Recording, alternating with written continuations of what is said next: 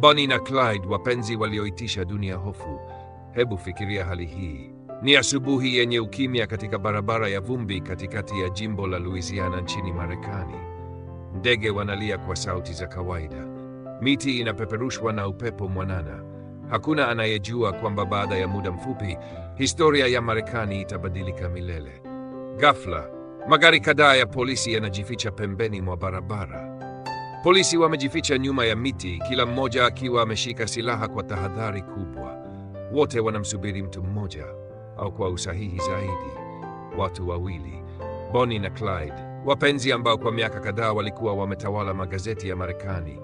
Wengine waliwaona kama majambazi katili, wengine waliwaona kama mashujaa waliokuwa wakipambana na mfumo uliowakandamiza maskini. Lakini ukweli ulikuwa tofauti kabisa. Hii ndiyo historia ya kweli ya Bonnie na Clyde. Safari inaanza katika kipindi kigumu sana cha historia ya Marekani.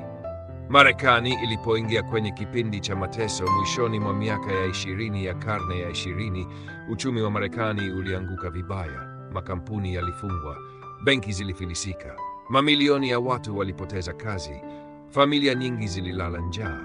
Watu walikuwa wakitafuta njia yoyote ya kuishi. Katika mazingira hayo ndipo vijana wengi walikata tamaa. Mmoja wao alikuwa kijana aliyeitwa Clyde Barrow. Clyde alikuwa nani? Clyde alizaliwa katika familia maskini sana huko Texas. Familia yake ilifanya kazi kwa bidii, lakini umasikini haukuwaondoka. Akiwa bado mdogo, alianza kuiba vitu vidogo. Mwanzoni ilikuwa ni wizi mdogo. Baadaye akaanza kuiba magari. Kisha akaanza kuhusishwa na makundi ya wahalifu. Kila alipokamatwa, alitoka gerezani akiwa mbaya zaidi kuliko alivyoingia. Gereza halikumrekebisha, lilimfundisha uhalifu. Bonnie alikuwa nani? Bonnie Parker alikuwa msichana mwenye ndoto kubwa. Alipenda kuandika mashairi, alipenda kuigiza. Alitamani siku moja awe mwigizaji maarufu. Alikuwa mchangamfu, mwenye akili na mwenye kipaji, lakini maisha hayakumwendea kama alivyotarajia. Aliolewa akiwa bado mdogo. Ndoa yake haikudumu. Baadaye ndipo alikutana na Clyde. Na hapo ndipo historia ilianza kuandikwa. Mapenzi yaliyobadilisha kila kitu. Siku walipokutana, inasemekana walivutiana mara moja. Bonnie alimwona Clyde kama kijana jasiri. Clyde alimwona Bonnie kama mwanamke ambaye angekuwa naye milele. Tatizo lilikuwa moja. Clyde tayari alikuwa ameingia kwenye maisha ya uhalifu, lakini Bonnie hakumwacha. Badala yake, aliamua kwenda naye. Na huo ukawa mwanzo wa safari ambayo ingeitikisa Marekani. Wizi ulianza mwanzoni, waliiba maduka madogo, kisha vituo vya mafuta, baadaye wakaanza kuvamia benki.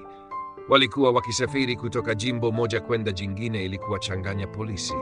Kila walipoonekana, muda mfupi baadaye walikuwa wametoweka. Polisi walikuwa wanawatafuta kila mahali. Lakini Bonnie na Clyde walionekana kuwa mbele hatua moja kila wakati. Kwa nini watu waliwapenda? Hili ndilo jambo la kushangaza. Ingawa walikuwa wahalifu, watu wengi waliwaunga mkono. Sababu ilikuwa kipindi hicho watu wengi waliwachukia mabenki. Baada ya uchumi kuporomoka, watu waliamini benki ndizo zilizosababisha mateso yao.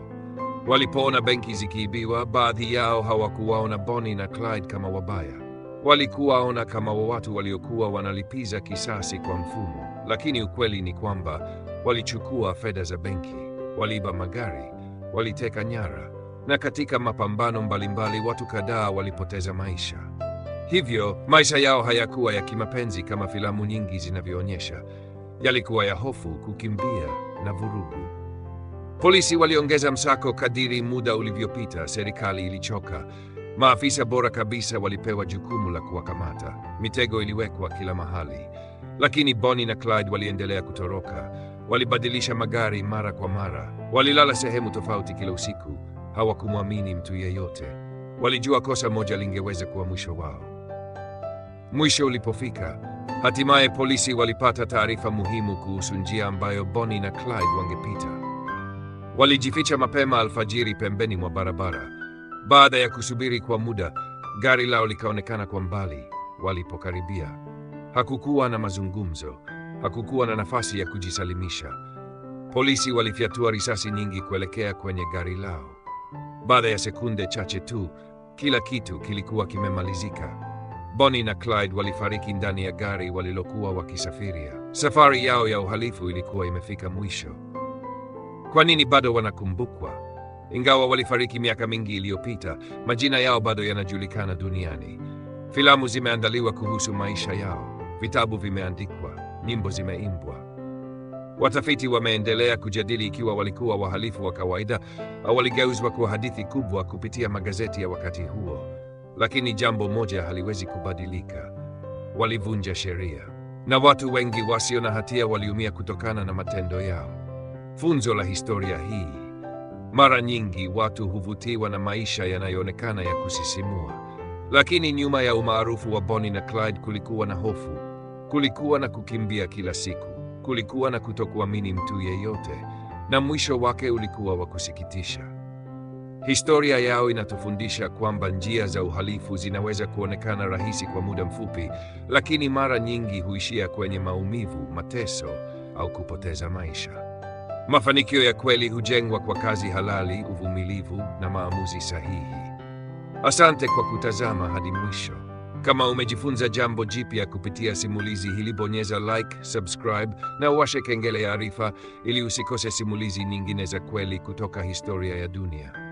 Tuandike kwenye maoni. Je, unadhani Bonnie na Clyde walikuwa wahalifu wa kawaida au walisaidiwa na magazeti kuwa maarufu kuliko walivyokuwa kweli? Tukutane kwenye simulizi lijalo.